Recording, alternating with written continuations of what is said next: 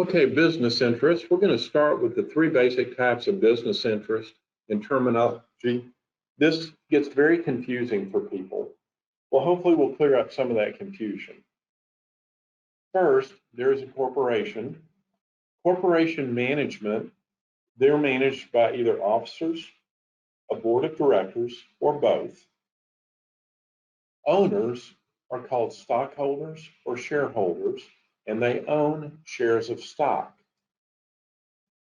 In a partnership, management consists of general partners, and owners are partners or limited partners in a limited partnership. In a limited liability company or LLC, management is by managers and possibly a board of directors, and owners are known as members. So the important thing to understand is that in a corporation, owners are shareholders. In a partnership, they're partners. In an LLC, they're members. Those terms are otherwise related, but we have different terms for them. Now, you want to transfer your stock to a trust if it's a closely held corporation. Review the articles of incorporation and the bylaws to see what might be required. Record changes in the trust records, and it might require a board of directors meeting with that transfer on the agenda, a stockholders meeting with that transfer on the agenda, corporate resolution and consent for approval. Now, normally, stock isn't that difficult, but occasionally the articles will require this. It may require approval by appropriate interests. Record that transfer in the books, the transfer ledger, which you're going to see that again.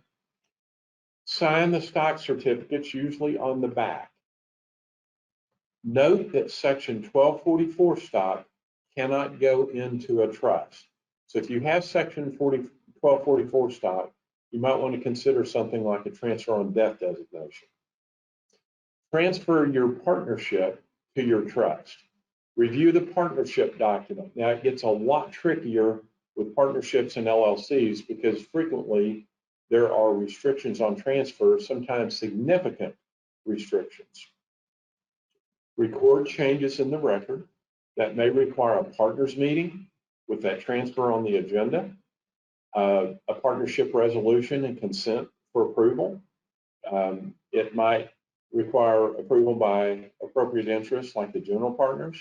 Then record the transfer in the books, again on the transfer ledger. Sign the partnership certificates, usually on the back. Now, my experience is that relatively few partnerships have certificates, but some do. With an LLC, with a limited partnership, you transfer the limited partnership to your trust. You need to review the partnership agreement to see what restrictions on transfer there are. You want to record changes in the records. You may need to do a general partners meeting with that transfer on the agenda, limited partners meeting. Now, in a lot of sophisticated limited partnerships, it requires 100% vote of the general partners and the limited partners to make transfers. That's an asset protection and tax strategy, by the way. Partnership resolution and consent for approval. Approval by the appropriate interest. And then you record it in the company books, again, on the transfer ledger, and you sign the partnership certificates if they exist. In an LLC, you want to transfer that LLC into the trust. You want to review the company agreement. In other states, they are known as operating agreements. In Texas, they are called company agreements.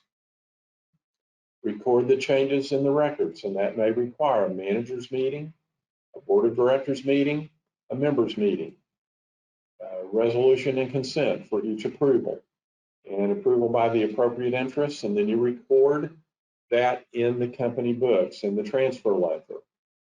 Then you sign LLC certificates. My experience is LLCs rarely have certificates, but sometimes they do.